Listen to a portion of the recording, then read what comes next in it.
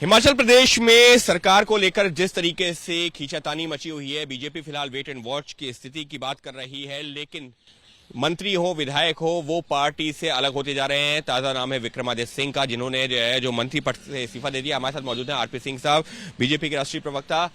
Sir, जिस तरीके से विक्रमादित्य सिंह ने भी इस्तीफा दिया, उनके 6 विधायकों ने कल ही जो क्रॉस वोटिंग कर दी थी, तो ऐसे में बीजेपी अभी क्या सरकार बनाने की सोच रही है क्या? नहीं, अभी उनकी पार्टी में अंदर क्या होगा उसके ऊपर निर्भर करेगा।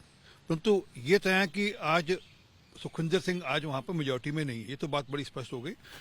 जो सबसे बड़ी बात है, जो विक्रमादित्य सिंह कह रहे हैं कि पार्टी में संवाद की कमी है।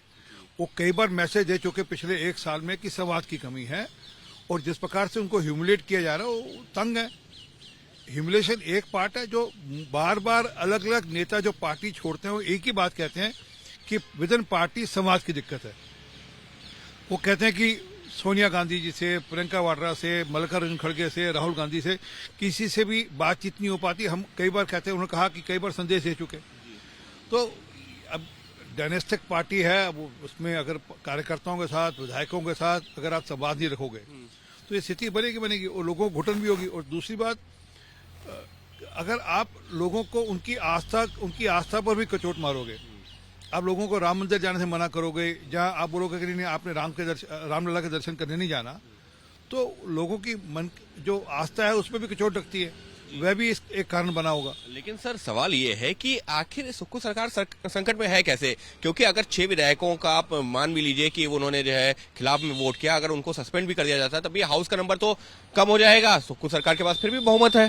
देखिए, मॉरली तो नहीं है ना, क्योंकि 6 लोग उनके चले गए, 3 इंडिपेंडेंट जो उनको सपोर्ट करे थे वो नहीं उनके साथ है। तो टोटल मिलाकर आज उनके साथ मेजोरिटी तो नहीं है, 34 हैं।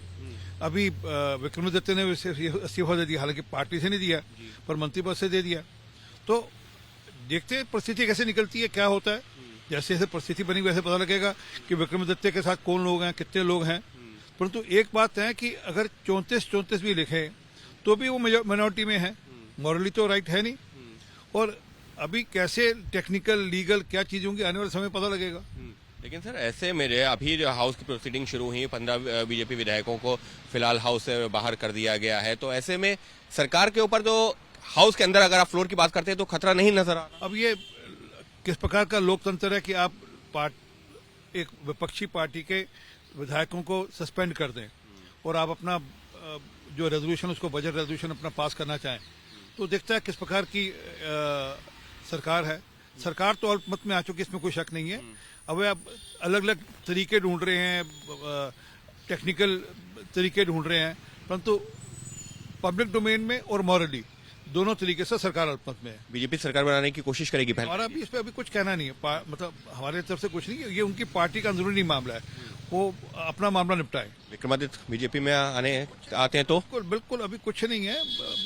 प्रधानमंत्री मोदी जी की नेतृत्व में जो भी देश को आगे ले जाना चाहता है उसका स्वागत है। प्रधानमंत्री नरेंद्र मोदी के नेतृत्व में जो भी देश को आगे ले जाना चाहता है उसका स्वागत है। और ये बयान अपने आप में काफी महत्वपूर्ण है, क्योंकि जो तमाम लोग बीजेपी में शामिल हो रहे हैं, जब उनको लेकर के उनकी ज्वाइनिंग से पहले सवाल उठते हैं तो कुछ इसी तरीके का जवाब दिया जाता है, और आखिरकार जब वो शामिल हो जाते हैं तो उनका यही बयान होता है कि प्रधानमंत्री नरेंद्र मोदी की जो नीतियां हैं उसके साथ में है। तो फिलहाल विक्रमादित्य को लेकर भी बीजेपी का कुछ उसी तरीके का जवाब, और कहा यही जा रहा है कि मॉरली तो जो बहुमत है वो खो चुकी है सुक्खू सरकार, बाकी बीजेपी है वेट एंड वॉच की स्थिति में।